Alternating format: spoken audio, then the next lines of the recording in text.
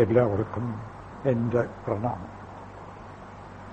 54-ാം പദ്യം മുതലാണ് ഇന്നത്തെ നമ്മുടെ ചർച്ച. വേദാന്തത്തിന് രണ്ട് കാര്യങ്ങളെ ചർച്ച ചെയ്തുറപ്പിക്കാനുള്ളൂ. ഒന്ന്, ഇവിടെ ഒരു വസ്തുവേ ഉള്ളൂ, എങ്ങും നിറഞ്ഞു നിൽക്കുന്ന ആനന്ദഘനമായ ബോധം. ഇത് പല യുക്തികളിൽ കൂടെയും ആവർത്തിച്ച് ഉറപ്പിക്കുന്നു. അതേ അവസരത്തിൽ പലത് കാണുന്നതോ എന്ന ചോദ്യം, അത് ഭ്രമമാണ്. അതും പല യുക്തികളിലും കൂടെ ചർച്ച ചെയ്ത് ഉറപ്പിക്കുന്നു. ഇത് രണ്ടും ഉറച്ചു കിട്ടിയാൽ പിന്നെ മറ്റൊന്നും ഉറപ്പിക്കാനില്ല. പലത് കാണുന്നത് ഭ്രമം.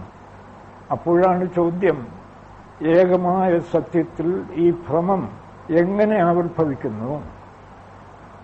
ഭ്രമം ഏത് വസ്തുവിലും ആവിർഭവിക്കുന്നത് വസ്തുവിനെ കാണാത്തത് കൊണ്ടുള്ള അജ്ഞത നിമിത്തം. മറ്റൊരു കാരണവുമില്ല. വസ്തു എന്തെന്നറിയുന്നില്ല. അപ്പോൾ അതിനെ പലതായി ധരിക്കാനിട വരുന്നു. ഒരു കയറിനെ കണ്ടാൽ അത് ചിലർക്ക് പാമ്പാണെന്ന് തോന്നും, ചിലർക്കൊരു വടി കിടക്കുന്നതായിട്ട് തോന്നും, ചിലർക്കതൊരു ജലധാരയായിട്ട് തോന്നും. ഇങ്ങനെ പലർക്കും പല തരത്തിൽ തോന്നാം.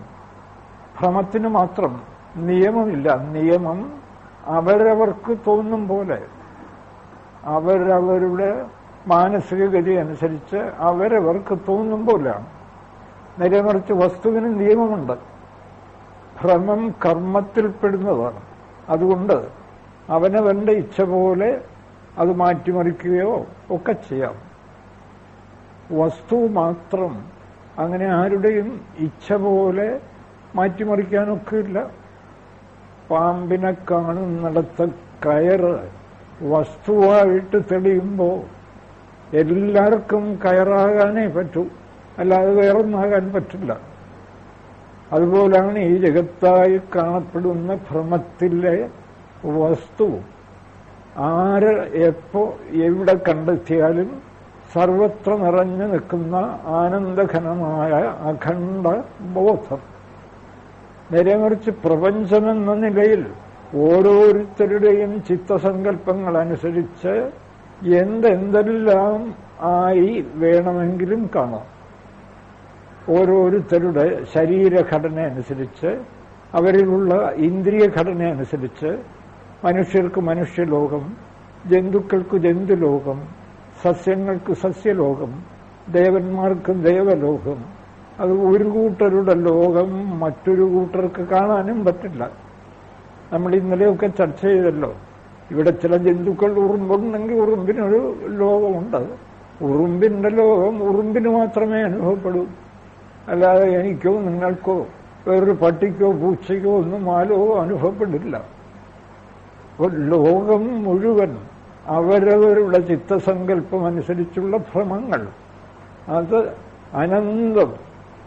ബഹുശാഖാ ഹ്യനന്താശ്ച ബുദ്ധയോ അവ്യവസായിനം. സത്യമെന്തെന്ന് നിശ്ചയിക്കാത്തിടത്തോളം ബഹുശാഖാ ഹ്യനന്താശ്ച ബുദ്ധയ.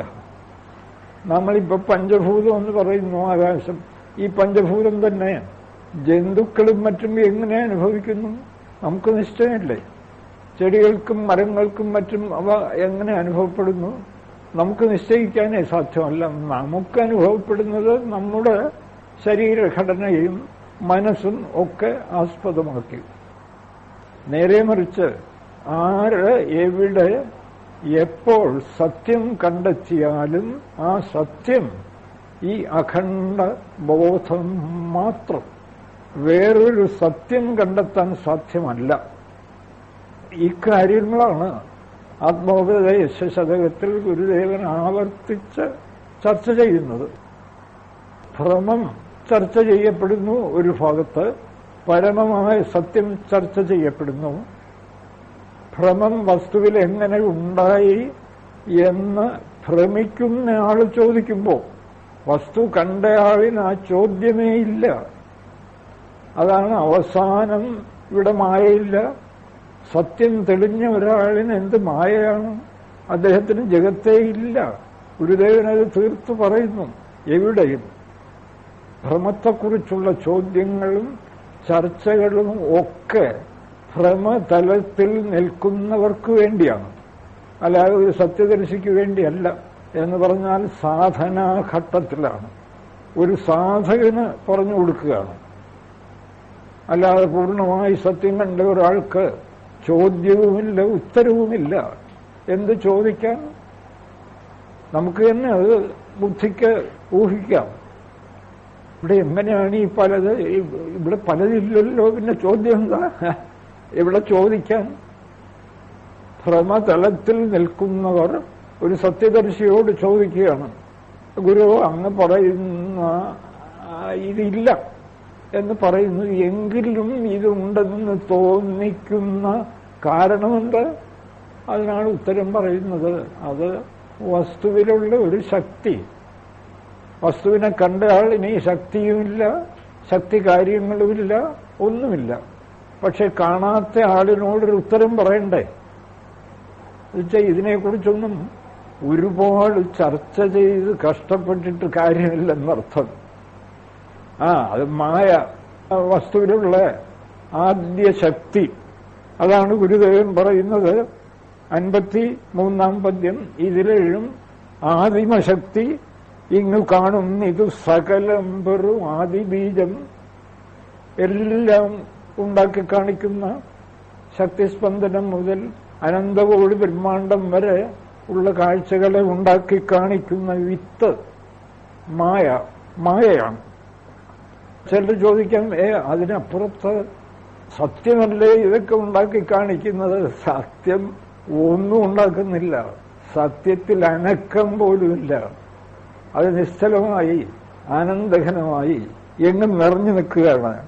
ഇത് നല്ലോണം ഓർമ്മിക്കണം. മതിയതിലാക്കി മറന്നിടാതെ ഇത് വെറും മായയാണ്, ഭ്രമമാണ്, ഒരു ശക്തി ഉണ്ടാക്കി കാണിക്കുന്ന ഇന്ദ്രജാലമാണ്.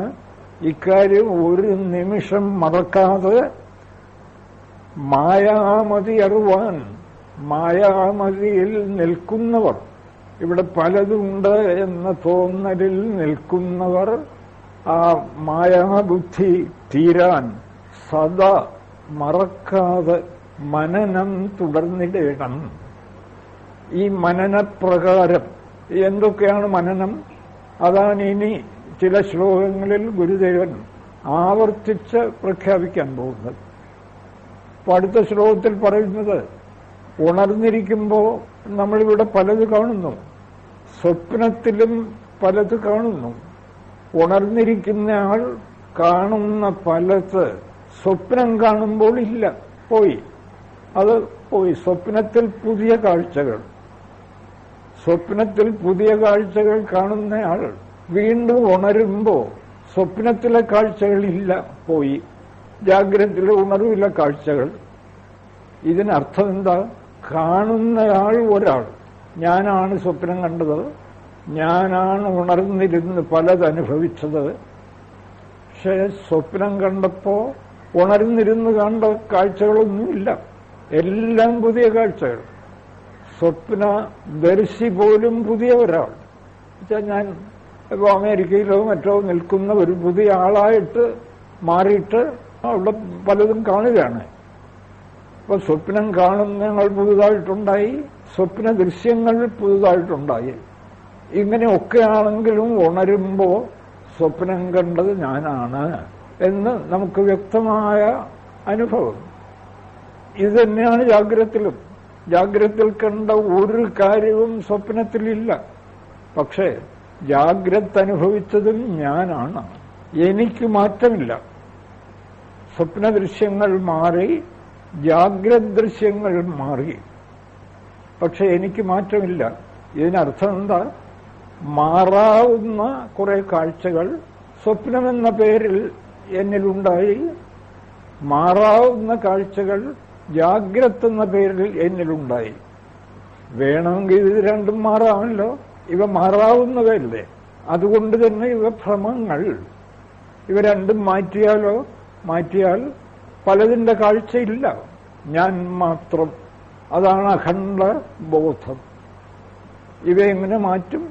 സ്വപ്നത്തിലായാലും ശരി, ജാഗ്രതത്തിലായാലും ശരി, ഞാനെന്ന ബോധവും സങ്കല്പവും ദൃശ്യവും മൂന്ന് ഘടകങ്ങൾ.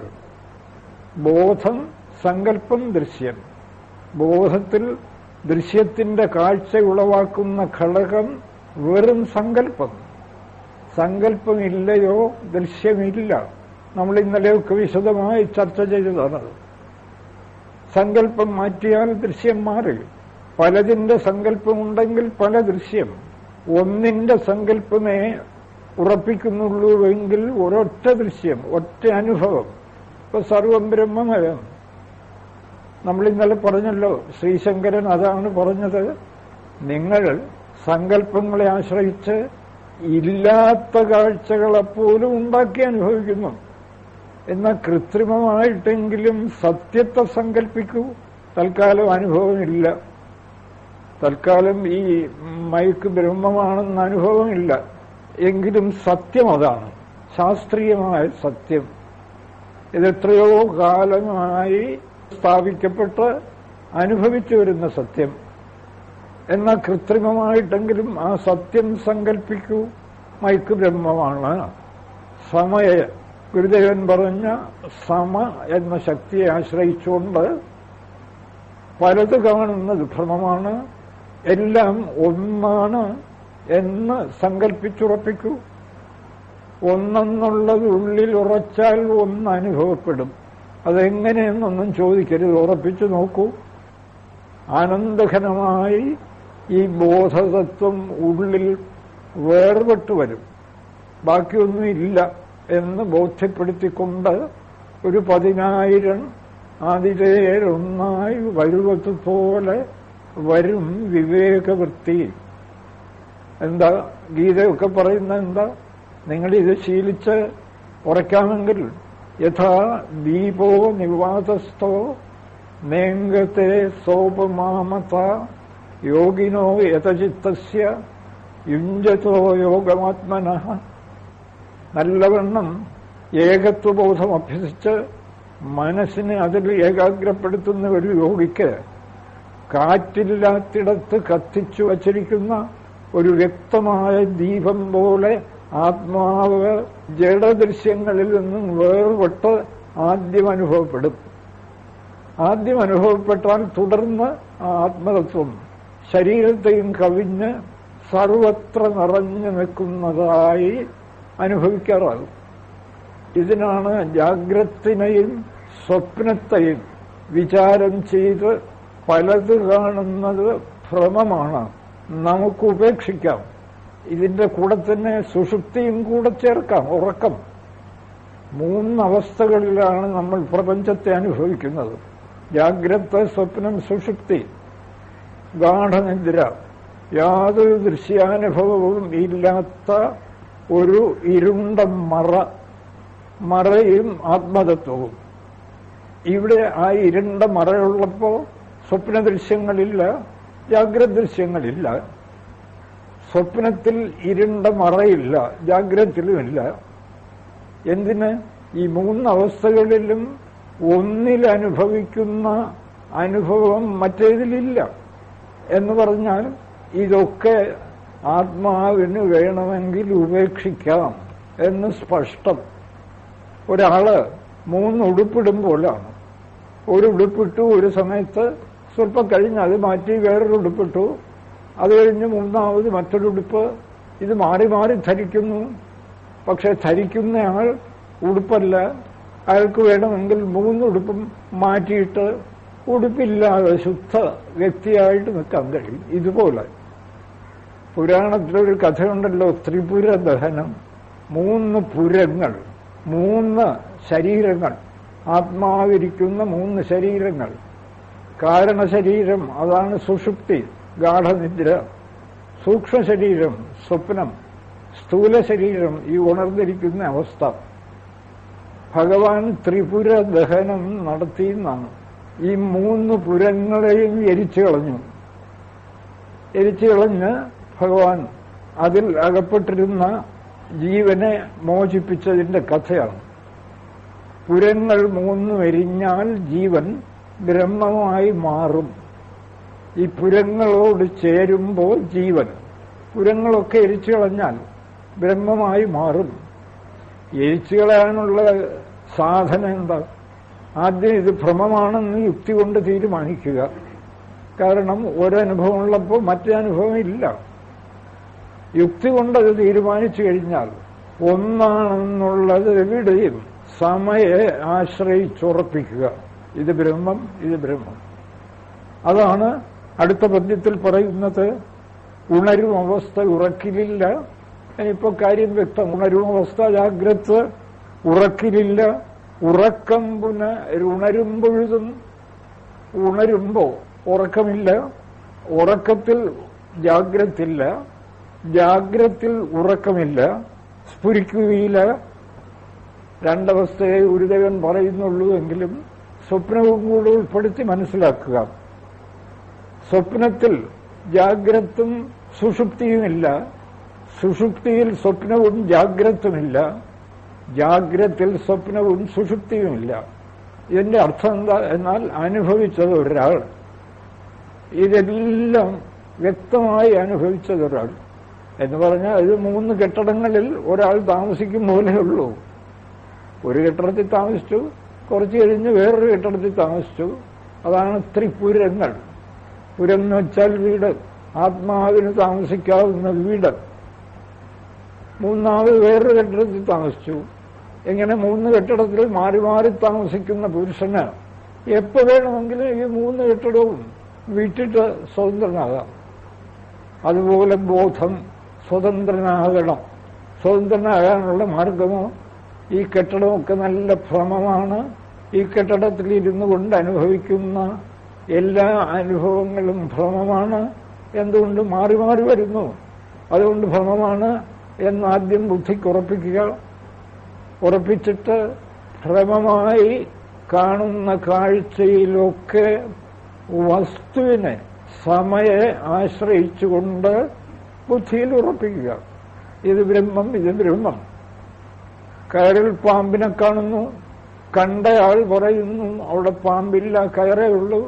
അപ്പോൾ ഒരാൾ അടുത്തോട്ട് ചെന്ന് കുറേശ്ശെ കുറേശ്ശെ അതിന്റെ വാല് കയറാണ്, അല്ലെങ്കിൽ തല കയറാണ്, അങ്ങനെ കുറേശ്ശെ കുറേശ്ശെ വെച്ചാൽ പൂർണ്ണമായിട്ടും വസ്തു തെളിഞ്ഞില്ല എങ്കിലും പതുക്കെ പതുക്കെ അടുത്തോട്ട് ചെല്ലുന്നു. അതാണ് സാധനാഘട്ടം. സാധന വസ്തുവിനെ അറിയാൻ പല ഉപായങ്ങൾ കൊണ്ടും ശ്രമിക്കുന്നു. ഇവിടെ സകലരും ശ്രമിക്കുന്നത് ഈ വസ്തുവിനെ അറിയാനാണ്. യോഗശാസ്ത്രവും ധ്യാനവും മനനവും ഒക്കെ ഇതിനാണ്. പക്ഷെ ഇതിനുള്ള രാജപാത എന്താ? ഉപനിഷത്ത് നിർദ്ദേശിക്കുന്ന രാജപാത നിങ്ങൾ ആ വസ്തുവിനെ ഉറപ്പിക്കൂ. എന്ത് കണ്ടാലും ഇത് ബ്രഹ്മം, അതാണ് സമ. അതാണ് ഗുരുദേവൻ പറയുന്നത്. ഉണരും അവസ്ഥ ഉറക്കിലില്ല, ഉറക്കം പുനരുണരുമ്പൊഴുതും സ്ഫുരിക്കുകയില്ല, തോന്നുന്നില്ല, സ്ഫുരിക്കുകയില്ല, തോന്നുന്നില്ല. അനുദിനം ഇങ്ങനെ എന്നും ഇത് അനുഭവിക്കല്ലേ. ഉറക്കവും ജാഗ്രതും എന്നും അനുഭവിക്കല്ലേ, സ്വപ്നവും മാറി മാറി. അനുദിനം ഇങ്ങനെ ഈ രണ്ടും വേണമെങ്കിൽ 3ഉം എന്നാക്കിക്കൊള്ളുക. സ്വപ്നവും കൂടെ ചേർത്ത്. സാധാരണ ജാഗ്രത് സ്വപ്ന സുഷുപ്തികളെ വേദാന്ത ശാസ്ത്രത്തിൽ ഒരുമിച്ചാണ് എവിടെയും ചർച്ച ചെയ്യാറ്. ഒരുപക്ഷെ സ്ഥലച്ചുരുക്കം നിമിത്തം ഗുരുദേവൻ ഉൾപ്പെടുത്തിയില്ലെന്നേ ഉള്ളൂ. പക്ഷേ ജാഗ്രത്തിനും ഉറക്കത്തിനും ഇടയ്ക്ക് സ്വപ്നം അനിവാര്യമായി സംഭവിച്ചേ തീരൂ. അല്ലെങ്കിൽ ജാഗ്രത്തിൽ തന്നെ സ്വപ്നത്തെ കൂടെ ഉൾപ്പെടുത്തിയിരിക്കുന്നു. എന്തുകൊണ്ട്? രണ്ടും അങ്ങേറ്റം തുല്യം. എത്രയോ ഇടത്ത് വേദാന്ത ശാസ്ത്രത്തിൽ വിശകലനം ചെയ്യുന്നു. സ്വപ്നവും ജാഗ്രതും തമ്മിൽ ഒരു വ്യത്യാസവുമില്ല. അതാലോചിച്ചു നോക്കുക. എന്തെങ്കിലും വ്യത്യാസം ഉണ്ടെന്ന് തോന്നുന്നെങ്കിൽ പറയുക. ഒരു വ്യത്യാസവുമില്ല. അതങ്ങനെയല്ല സാർ, സ്വപ്നം കുറച്ച് സമയമല്ലേ കാണുന്നുള്ളൂ. ആര് പറഞ്ഞു? നിങ്ങൾ ഉണരുമ്പോ കുറച്ച് സമയമേ കണ്ടുള്ളതെന്ന് തോന്നും. പക്ഷെ സ്വപ്നം കാണുമ്പോ എത്രയോ കൊല്ലം ജീവിച്ചതായും പല പല കാര്യങ്ങൾ ചെയ്തതായും ഒക്കെ അല്ലേ സ്വപ്നം കാണുന്നത്. കാലവും ദേശവും പോലും സ്വപ്നത്തിൽ പുതുതായി ഉണ്ടാവുന്നു. പുതുതായി കാണുമ്പോൾ എല്ലാം സത്യം. ജാഗ്രത്തിൽ കാണുമ്പോലെ പൂർണ്ണ സത്യം സ്വപ്നത്തിൽ. സ്വപ്നത്തിൽ ആരെങ്കിലും ഇത് സ്വപ്നമാണ് എന്ന് ചിന്തിക്കാറുണ്ടോ? ഗംഭീരമായ അനുഭവം അതാണല്ലോ. പട്ടി കടിക്കാൻ ഓടിച്ചു, പെട്ടെന്ന് നിലവിളിച്ചുകൊണ്ടരല്ലേ അടുത്ത് കിടക്കുന്നയാളെ, എന്താണ് നിലവിളിക്കുന്നത്? അതൊരു പട്ടി എന്നെ കടിക്കാൻ ഓടിച്ചു. സ്വപ്നമാണെന്ന് ആരെങ്കിലും പറയാറുണ്ടോ? എല്ലാം തുല്യം. വാസ്തവത്തിൽ ഭഗവാൻ ജാഗ്രത്തിന്റെ ഭ്രമത്വം നമ്മെ പഠിപ്പിക്കാൻ ഉണ്ടാക്കിയിരിക്കുന്നതാണ് ഈ സ്വപ്നം. അതാണ് ഭാഗവതത്തിലും മറ്റും രഘുഗണനോട് ഭരതൻ ചോദിക്കും, രഘുഗണ ചക്രവർത്തി, എടോ ഇയാൾക്ക് ഇത്രയും നാള് സ്വപ്നവുമായി താരതമ്യപ്പെടുത്തി ഈ ഉണർന്നിരിക്കുമ്പോൾ ഉള്ളതൊക്കെ ഭ്രമമാണെന്ന് ചിന്തിച്ചറിയാൻ കഴിഞ്ഞില്ലല്ലോ. നിങ്ങൾ ജീവിതം മുഴുവൻ യാഗം നടത്തി, വലിയ വലിയ യാഗങ്ങൾ, ആഘോഷങ്ങൾ, പക്ഷെ സ്വപ്നവുമായി താരതമ്യപ്പെടുത്തി ഈ ഉണർന്നിരിക്കുന്ന അവസ്ഥ ഭ്രമമാണ് എന്നെന്തുകൊണ്ട് ഇയാൾ ഇതുവരെ ചിന്തിച്ചറിഞ്ഞില്ല? അതാണ് ഭരതൻ ചോദിക്കുന്ന ചോദ്യം. സ്വപ്നേ നിരുക്ത്യ ഗൃഹമേധി സൗഖ്യം നയസ്യ ഹേയാനുമിതം സ്വയം സ്യാത്. സ്വപ്നം നിങ്ങൾ ഉപേക്ഷിക്കുന്നില്ലേ? അതുപോലെ ഈ ജാഗ്രത അനുഭവവും ഉപേക്ഷിക്കേണ്ടതാണ് എന്നെന്തുകൊണ്ട് ചിന്തിച്ച് വിലയിരുത്തിയില്ല? അത് ചിന്തിച്ച് വിലയിരുത്തിയിട്ട് ഉപേക്ഷിക്കൂ. ജാഗ്രതത്തിനെ എങ്ങനെ ഉപേക്ഷിക്കണം? പലത് കാണുന്നത് ഒന്നെന്ന് തീരുമാനിച്ച് ഉപേക്ഷിക്കണം. കാണുന്ന ഓരോന്നിലും ബ്രഹ്മത്തെ തന്നെ കാണുക, സമയെ ആശ്രയിക്കുക. അതാണ് അനുദിനം ഇങ്ങനെ രണ്ടും ആദി മായാവനിതയിൽ നിന്ന് വെറും മായ വനിത ഒന്നും ഉണ്ടായിട്ടില്ല, വെറുതെ ഉണ്ടെന്ന് തോന്നിക്കുന്നു. വസ്തുശക്തിയായ ആദിമായ വസ്തുവിനതുണ്ടോ? ഇല്ല. ഭ്രമം തോന്നുന്നവർക്ക് അതിനൊരു യുക്തി. സത്യം കണ്ടവർ പറയുന്നതാണ് മായ. അല്ല, സത്യം കണ്ടയാളിന് ഇവിടെ ഒരു മായയുമില്ല. സത്യം കണ്ടയാളിന് ഇവിടെ ഒരു വസ്തു മാത്രം. നേഹ നാനാസ്തി കിഞ്ചന. അതുകൊണ്ട് എന്തു വേണം? മായാവനിതയിൽ നിന്ന് പുറന്നു മാറിയിടുന്നു.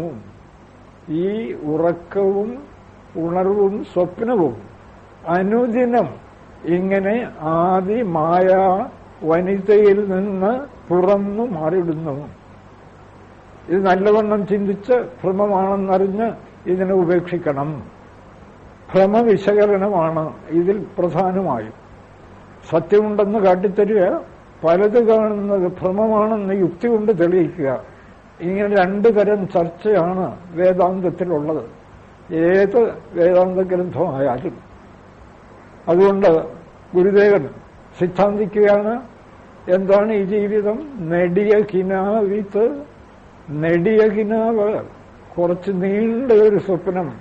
ഈ ജീവിതം ഉണർന്നിരിക്കുമ്പോൾ അനുഭവിക്കുന്ന ഈ ജീവിതം ദീർഘസ്വപ്നം. ദീർഘസ്വപ്നമിമം വിധി. അല്ലയോ രാമ, വസിഷ്ഠൻ പറയുന്നു, ഇതൊരു നീണ്ട സ്വപ്നം. വാസ്തവത്തിൽ ഇത് മനസ്സിലാക്കാൻ വലിയ ബുദ്ധി വല്ലതും വേണമോ?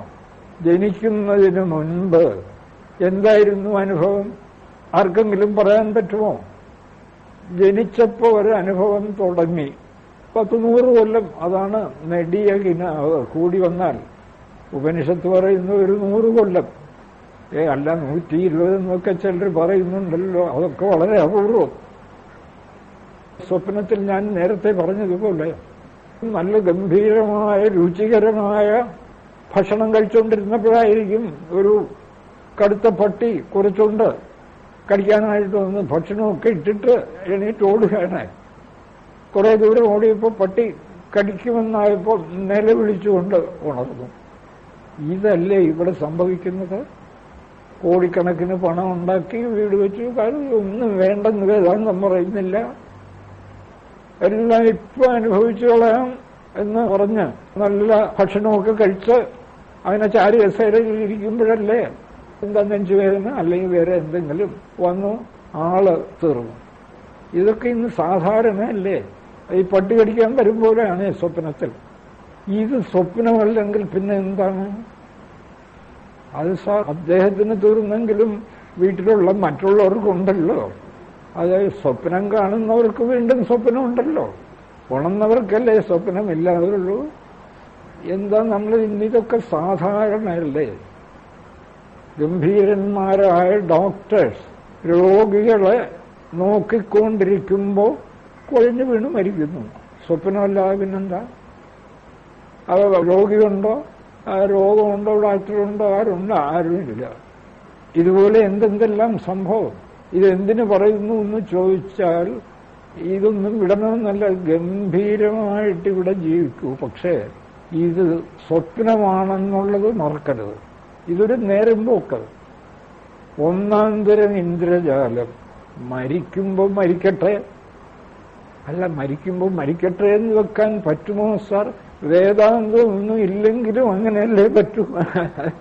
വേദാന്തമൊന്നും ഇല്ല, ഞാനിപ്പം മരിക്കാൻ ഉദ്ദേശിക്കുന്നില്ല. ആർക്കെങ്കിലും പറ്റുമോ? അത് മരിക്കുമ്പോൾ മരിച്ചേ പറ്റൂ. എന്നാൽ നല്ല രസം. മരിക്കുമ്പോൾ മരിക്കട്ടെ. അതുവരെ ഒന്നാന്തരം സർവം ബ്രഹ്മമയം. ഉള്ളിൽ നല്ല ഉറപ്പ്. ബഹിപ്പിച്ഛാഗ്രതരുളാഹ അന്തർമേരുരിവസ്ഥിതാഹ. പുറത്ത് നല്ല മയിൽപ്പീലി പോലെ ചലനം. ഉള്ളിൽ ഒരു വസ്തുവേ ഉള്ളൂ. കാണുന്നതൊക്കെ വെറും ഇന്ദ്രജാലം. കണ്ട് രസിക്കുന്നു, അതിൽ കൂടെ ചേരുന്നു. ഒന്നാന്തരം നാടകം. ഗുരുദേവൻ പറയും പോലെ അഹോ നാടകം നിഖിലവും. അത് നമ്മൾ ഓർമ്മിപ്പിക്കാനാണ്, അല്ലാതെ ഇവിടുന്ന് ഓടിക്കളയാനല്ല. എവിടെ ഓടാനാണ്? എന്താ ഋഷികേശത്ത് പോയാലും ഈ ജഡങ്ങളൊക്കെ തന്നെ അവിടെയും ഉള്ളത്. സ്വന്തം ശരീരം കൊണ്ടേ പോകാൻ നോക്കൂ. ധൈര്യമുണ്ടെങ്കിൽ വീട്ടിലിരുന്ന് ഇരിക്കുന്നിടത്തിരുന്ന്, ഇപ്പൊ എവിടെയാണോ നിൽക്കുന്നത് അവിടെ ഇരുന്ന് സമയെ ആശ്രയിച്ചുകൊണ്ട് സർവം ബ്രഹ്മമയം എന്ന് മനസ്സിനെ പഠിപ്പിക്കുക. നെടിയ കിനാവിത് നിദ്ര പോലെ നിത്യം കെടും. ഉറക്കമെന്ന പോലെ എല്ലാ ദിവസവും ഇതില്ലാതാവും. ഈ ജാഗ്രത എല്ലാ ദിവസവും ഇല്ലാതാവും. എപ്പോ? ഉറക്കത്തിൽ, അല്ലെങ്കിൽ സ്വപ്നത്തിൽ. സ്വപ്നത്തിൽ ജാഗ്രത ഇല്ലാതാവും. നെടിയ കിനാവിതു നിദ്ര പോലെ ഉറക്കമെന്ന പോലെ ഉറക്കവും വരും, ദിവസവും ഇല്ലാതാവും. ജാഗ്രതും വരും, ഇല്ലാതാവും. സ്വപ്നവും വരും, ഇല്ലാതാവും. നെടിയ കിനാവിതു നിദ്ര പോലെ നിത്യം കെടും. ദിവസേന ഇല്ലാതാവും. വാസ്തവത്തിൽ ഗാഠനിദ്ര എന്തറിയുന്നു? എന്ത് സംഭവിച്ചാലും ഒന്നും അറിയില്ല ആരും. ഇത് നിത്യം കെടും. ഇതുപോലെ കിനാവും സ്വപ്നവും അങ്ങനെ തന്നെ. അതൊന്നും വളരെ ഇനി വിസ്തരിക്കേണ്ട കാര്യമില്ല. നെടിയ കിനാവീത്ത്. ഇത് എന്ന് പറഞ്ഞാൽ ഈ ഉണർന്നിരുന്ന് അനുഭവിക്കുന്ന പ്രപഞ്ചം, പലത് കണ്ട് ഉണ്ടെന്ന് തോന്നുന്ന പ്രപഞ്ചം. നിദ്ര പോലെ നിത്യം കെടും. ഉറക്കമെന്ന പോലെ തന്നെ ദിവസേന ഉദിക്കും, ഇല്ലാതാവും. ഇതുപോലെ കിനാവും, ഇതുപോലെ തന്നെ സ്വപ്നവും. ഉദിക്കും പൊലിയും. പക്ഷേ ഉദിക്കുമ്പോഴും പൊലിയുമ്പോഴും ഒരു മാറ്റവുമില്ലാതെ അതനുഭവിക്കുന്ന ഞാൻ, ആ ഞാനാണ് സത്യം. സ്വപ്നം വന്നിട്ട് പോട്ടെ, വന്നിട്ട് പോയത് കൊണ്ട് തന്നെ അത് അനിത്യം, അസത്യം. പക്ഷെ അവിടെ വരികയോ പോവുകയോ ചെയ്യാതെ നിൽക്കുന്ന ഞാൻ സത്യം. സ്വപ്നം കഴിഞ്ഞു, ഉറക്കം വന്നു, ഞാൻ ഒരിടത്തും പോകുന്നില്ല. ഞാനാണ് ഉറങ്ങിയത്, ഞാനാണ് സ്വപ്നം കണ്ടത്, ഞാനാണ് ഉണർന്നിരുന്നത്. ആർക്കെങ്കിലും സംശയമുണ്ടോ? സ്വപ്നവും ജാഗ്രതും ഉറക്കവും എന്നിൽ വന്നു പോയി, പക്ഷെ ഞാനെങ്ങും പോയില്ല. അതുകൊണ്ട് തന്നെ ഇവ വരികയും പോവുകയും ചെയ്യുന്ന അതിനിസ്സാര സംഭവങ്ങൾ. അതുകൊണ്ട് എന്തു വേണം? ഞാൻ മാത്രം സത്യം. സ്വപ്നത്തിൽ കണ്ടതും ജാഗ്രതയിൽ കണ്ടതും നിദ്രയിൽ അനുഭവിച്ചതും അസത്യം.